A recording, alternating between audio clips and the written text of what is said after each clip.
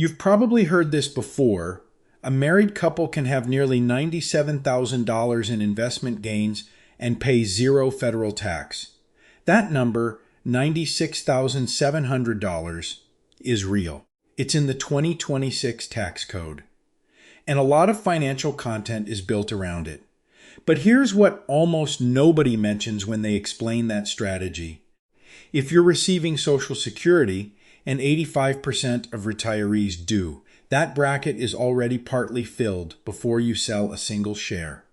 Add a required minimum distribution from a traditional IRA, and you may be past the threshold without touching any gains at all. The strategy that promises $0 in taxes wasn't designed for a retiree with Social Security and an IRA. It was designed for someone who doesn't look like most people watching this. The real cost of missing this isn't just a few $100s.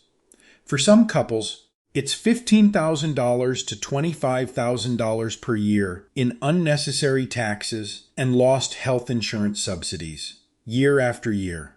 In this video, I want to show you one thing: how Social Security, required minimum distributions, and capital gains stack on top of each other, and how to layer them so you still pay as little as possible without accidentally losing your ACA subsidies or triggering higher Medicare costs.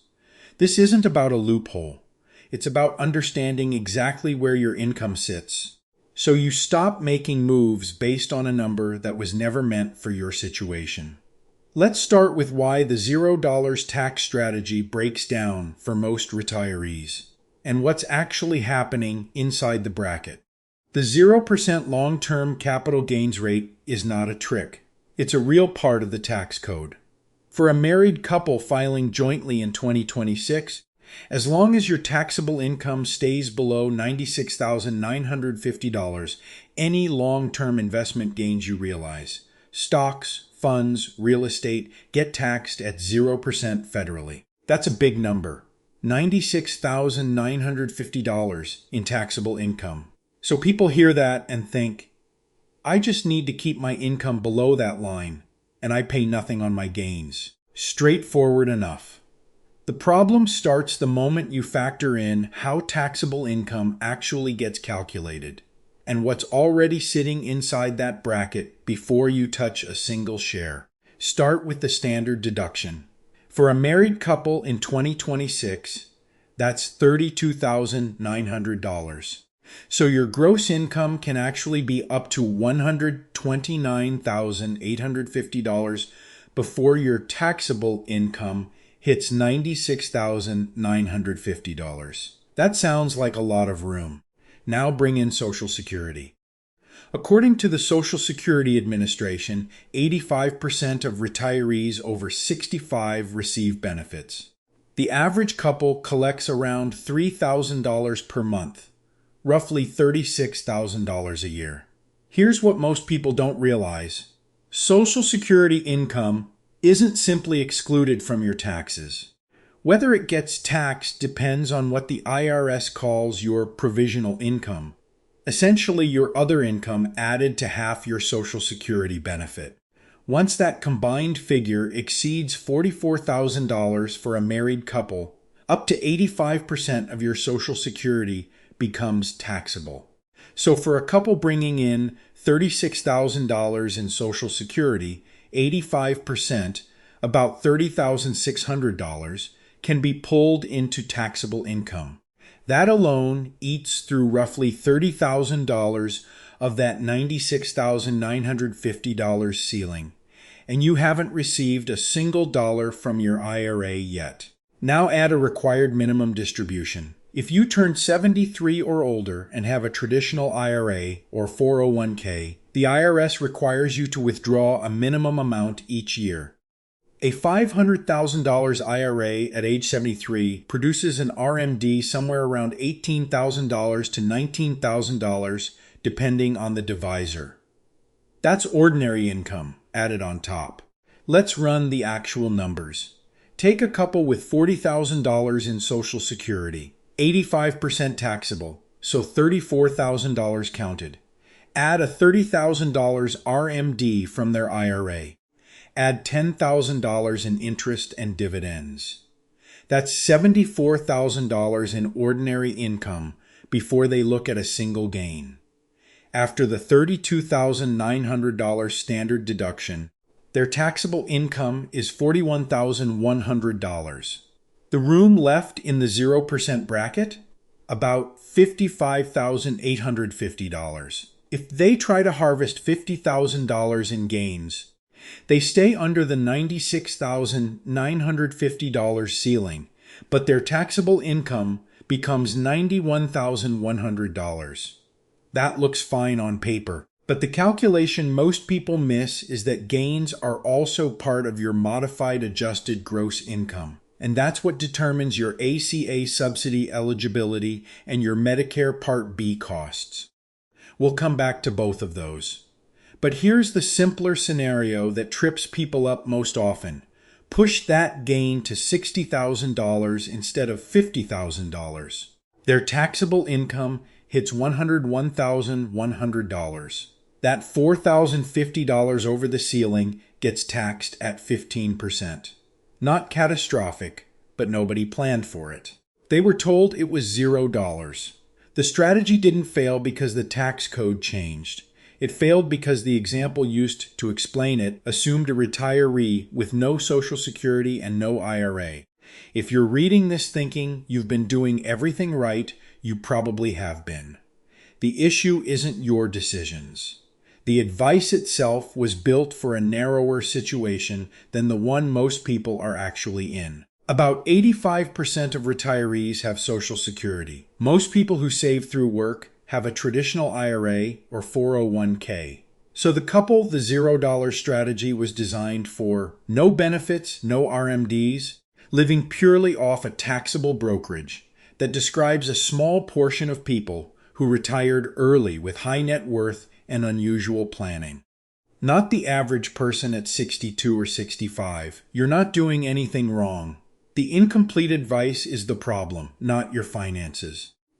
So if the standard zero tax playbook breaks once you factor in Social Security and required distributions, does that mean you're stuck paying full rate every year? Not at all. But before we get to what actually works, there's a second trap that most of this advice completely ignores, and it has nothing to do with your income. It has to do with what the market does in year one of your retirement. Here's a scenario that doesn't get talked about enough. You retire with a $1,500,000 portfolio, a mix of taxable brokerage and tax-deferred accounts. In your first year of retirement, the market drops 20%. Your portfolio falls to $1,200,000. You still need $60,000 to cover your expenses for the year. If you haven't planned for this, you're selling into a down market. And how you sell matters a lot. If you sell from your taxable account during the drop and the assets have lost value, you're realizing a loss. That resets your cost basis near the bottom. Any future gains on those positions, when the market recovers, will be fully taxable because your new basis is low. You didn't just lose money in the short term. You permanently shrunk the portion of your portfolio that could have generated tax-free gains later. The other path is worse. If you still hold appreciated assets in your taxable account and need to sell them to raise cash, you're triggering real gains. A $50,000 gain on top of your ordinary income could push your total income well past where you want to be. For a couple with $180,000 in combined income, adding $50,000 in gains moves their modified adjusted gross income to $230,000.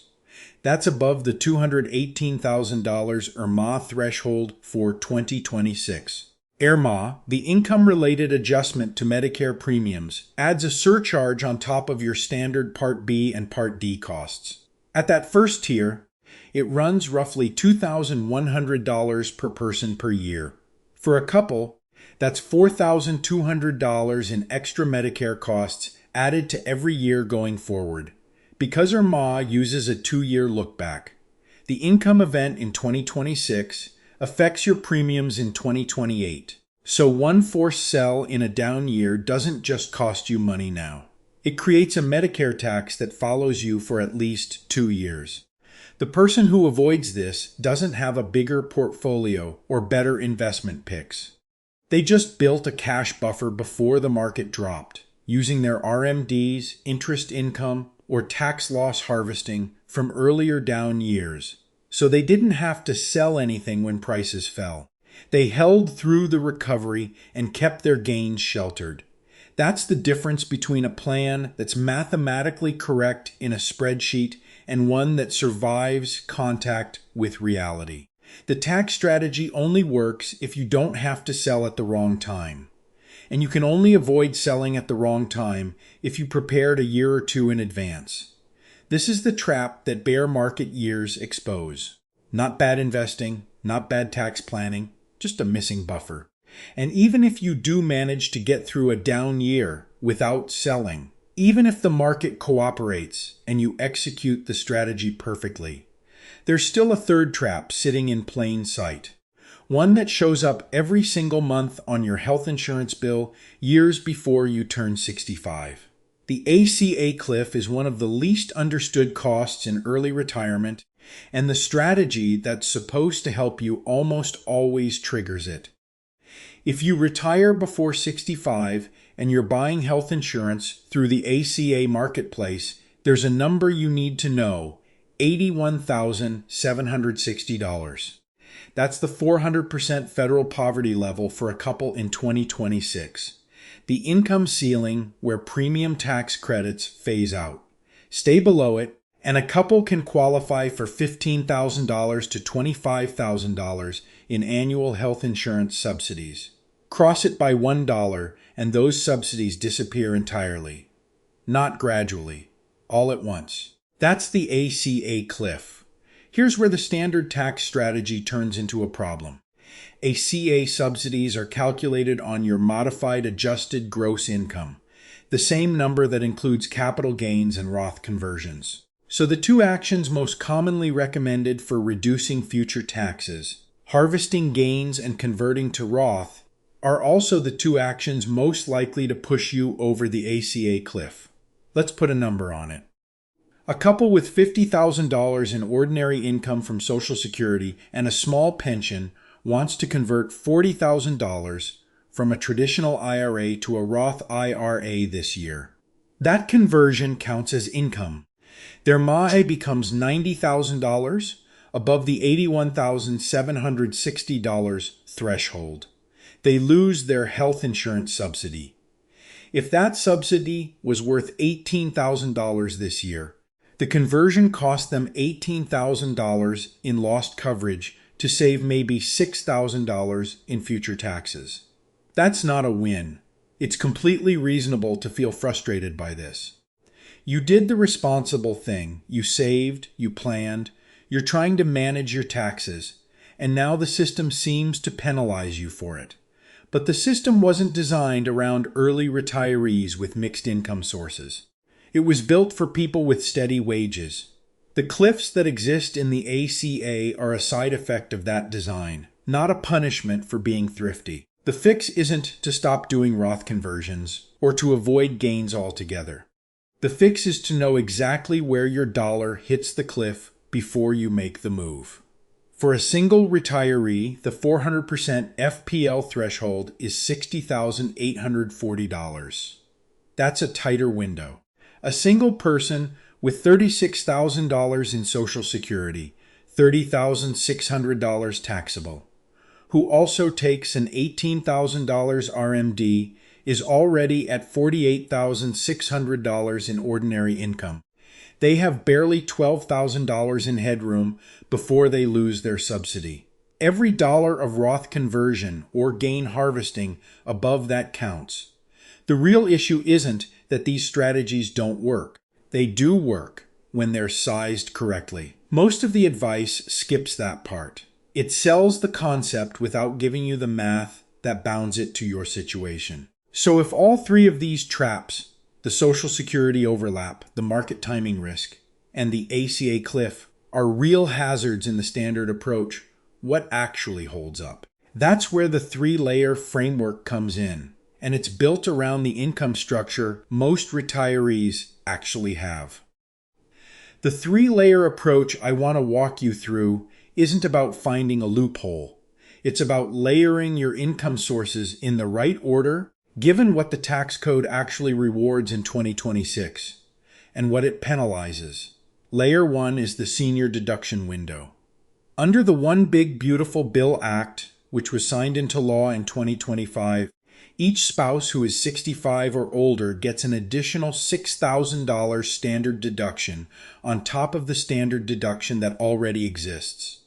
For a married couple where both are 65 or older, that's $12,000 more income shielded from federal tax before anything is counted, on top of the $32,900 base deduction. That combined shield runs through 2028, and it phases out if your IRMAA exceeds $150,000. Here's how to use it. That extra $12,000 in deduction space is essentially a slot where you can convert traditional IRA money to a Roth IRA and pay zero federal tax on the conversion, as long as your other income leaves enough room. Over 4 years, 2025 through 2028, that's $48,000 moved from a taxable account to a tax-free one, with no federal tax due. At a 22% marginal rate, that would normally cost $10,560. The senior deduction eliminates that entirely. That $48,000 sitting in a Roth and growing at roughly 7% per year for 20 years becomes about $185,000 in tax-free assets. The window closes after 2028. That makes the next 2 years worth paying attention to. Layer 2 is timed gain harvesting.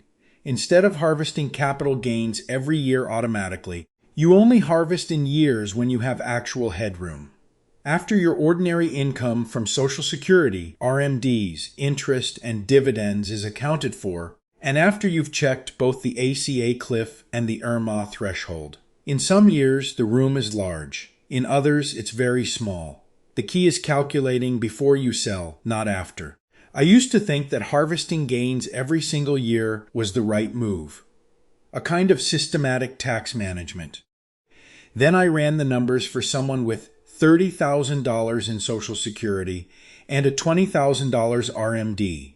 The harvest pushed her into the 12% bracket and cost her $16,000 in ACA subsidies she didn't expect to lose.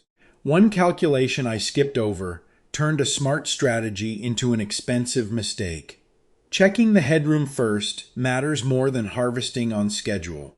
Layer 3 is building a cash buffer without generating taxable income. This is the piece that protects you in a down market. Instead of selling appreciated assets when prices fall, you want a 12 to 24 month cash reserve that's already funded before the drawdown happens. The best sources for building it are your required minimum distributions placed directly into a money market, tax loss harvesting during normal market pullbacks, or Roth IRA withdrawals, which are tax-free and don't count as IRMAA at all. That combination keeps you from being forced to sell at the bottom and keeps your income profile stable year to year.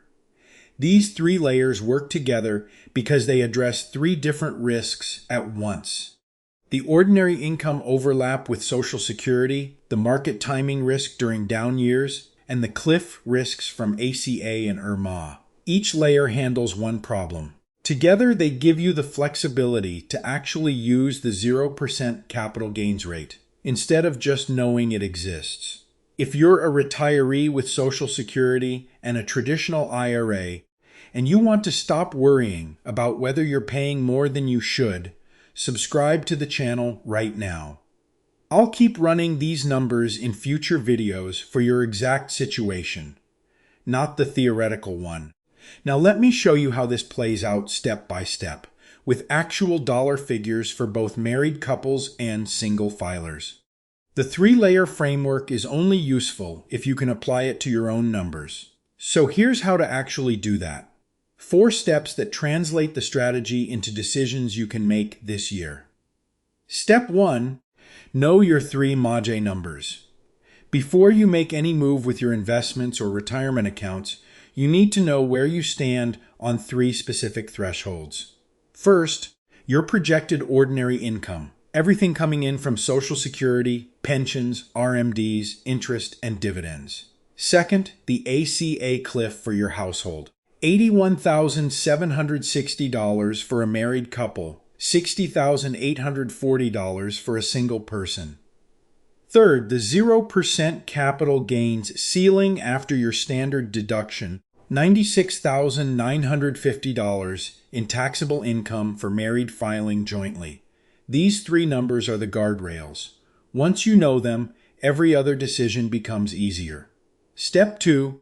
Fill the senior deduction first if you're 65 or older. If you and your spouse are both 65 or older and your MAJE is under $150,000, you have until December 31st, 2026 to convert up to $12,000 from a traditional IRA to a Roth IRA with no federal tax due on the conversion, assuming your other income leaves enough room. This isn't a one-time opportunity. It repeats through 2028. But every year you wait is $12,000 less you convert at 0 tax. Do this before you think about harvesting gains. Step 3. Harvest gains only when you have real headroom. Here's how to calculate it. Take a couple with $60,000 in ordinary income.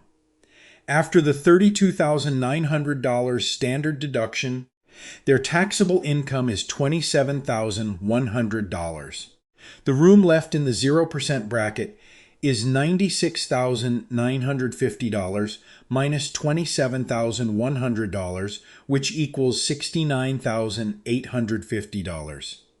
In theory, they could sell $69,850 in appreciated shares and pay no federal capital gains tax. But before they do that, they need to check their MAJE. Their ordinary income is $60,000. Add $69,850 in gains. That's $129,850, well above the $81,760 ACA cliff. If they're still buying health insurance through the marketplace, they'd lose their subsidy. So the actual safe harvest is only $21,760, the amount that keeps their total MAJE at exactly $81,760. The rest of the gain can wait for a year when their ordinary income is lower or until they're on Medicare. For single filers, the window is tighter. The 0% bracket ceiling is $49,450 in taxable income for single filers in 2026. The ACA cliff is $60,840. A single person with $36,000 in ordinary income has roughly $12,000 to $15,000 in real headroom, depending on which constraint binds first. Step 4. Build your cash bucket using non-taxable sources. If you're over 73, your RMD lands in your account whether you want it or not. Put it in a money market or short-term account and let it sit. That's your buffer. If you're not there yet, look at years when the market pulls back. Even a routine 10% to 15% correction gives you a chance to harvest losses and generate liquid cash without triggering a gain. Roth IRA withdrawals are another option. They don't count as MAJE, they're tax-free, and they can fund 1 to 2 years of expenses in a down market without touching any taxable position. These 4 steps don't require a complex spreadsheet.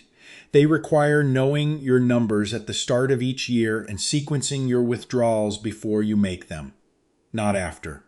Doing nothing, following the default withdrawal order without thinking about MAJI, could cost you $100,000 or more over a 20-year retirement. Let's actually put that number on paper. There are 2 ways most people end up managing their retirement withdrawals. Neither is a bad decision made out of carelessness. One is just the path of least resistance, and it carries costs that don't show up until years later. The first path is the default.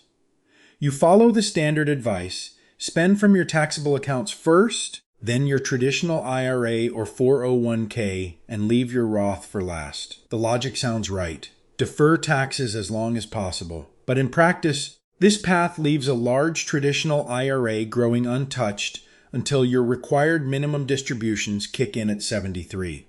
By then, the account may have grown large enough that your RMDs alone push you into a higher bracket and, combined with your Social Security, start triggering IRMAA surcharges. At $4,200 per year for a couple at the first tier, that adds up fast. Add the lost ACA subsidies in the years before 65, and the total lifetime cost of following the default path can easily reach $50,000 to $100,000 compared to a coordinated approach. The second path uses the three-layer framework. You don't defer everything. You convert $12,000 per year while the senior deduction window is open. Keep your MAJI below the relevant cliffs. Harvest gains only when you have confirmed headroom. And keep a cash buffer so down markets don't force your hand. The result is a lower effective tax rate year after year, under 10% for many couples, no IRMAA surcharges, and full ACA subsidies until Medicare kicks in. Here's the lifetime math on just the Roth conversion piece. A couple who converts $48,000 over the 4-year senior deduction window saves $10,560 in federal tax. That money stays invested in the Roth. At 7% annual growth over 20 years, it grows to about $40,000, tax-free. Stack that on top of avoided IRMAA surcharges and preserved subsidies, and the total lifetime benefit can exceed $150,000. That's not a projection built on perfect markets. It's a result of knowing where your income sits each year and making choices before December rather than reporting them in April. Most advisors won't push hard on this, not because they don't know it, but because talking about behavioral barriers is uncomfortable. And that's exactly what keeps most people stuck. If this framework is clear enough to explain in a video, why aren't more people doing it? Mostly because of timing. Not laziness, not ignorance. Timing. Tax decisions feel like they belong to tax season. April, maybe December. The rest of the year, they sit at the back of the list. "I'll deal with it next year" is probably the most expensive sentence in retirement planning. The Roth conversion window closes in 2028. Waiting 1 year loses you $12,000 in conversions at zero tax. Waiting 2 years costs $24,000. The deferral instinct that helped you build wealth in your 40s can work against you in your 60s. The other barrier is complexity. When you hear MAJI, IRMAA, ACA cliff, RMD stacking, Roth conversion ladders, it's easy to feel like this requires a graduate degree to manage. It doesn't. But the sheer number of moving parts is enough to make most people decide they'll look at it later. It's completely normal to feel overwhelmed by this. The rules weren't designed for simplicity. They were layered on top of each other over decades of legislation. You're not reacting poorly, you're reacting rationally to a genuinely complex system. Here's a useful shift. Think of your tax return not as a report card, a grade you receive for what already happened, but as a steering wheel. Before December 31st of each year, you get to choose how much income you report by deciding where your withdrawals come from. That choice is available to you right now, not in April. This year, before December 15th, calculate your MAJI, find your headroom, and do even one small Roth conversion, even $5,000 if that's all the room you have. The experience alone will make the whole system feel less intimidating. Let's bring this together. The $0 federal tax strategy is real, but it works only when you account for what's already in your bracket: Social Security, required minimum distributions, and the income cliffs that ACA and IRMAA create. For most retirees, those factors fill the bracket before they have a chance to use it. The three-layer framework gives you a way to work with that reality. Use the senior deduction window for Roth conversions through 2028. Harvest gains only when you've confirmed the headroom, and build a cash reserve before the market forces your hand. I don't know your exact numbers, but I know the math holds when you run it right, year by year, before the decisions have already been made. If this gave you a clearer picture of how these pieces fit together, subscribe to the channel. I'll keep walking through frameworks like this, ones that work for people who have Social Security, a traditional IRA, and a real retirement to protect. Hit the bell so you don't miss the next video, which covers the single filer's guide to tax-free retirement income. Take it one step at a time.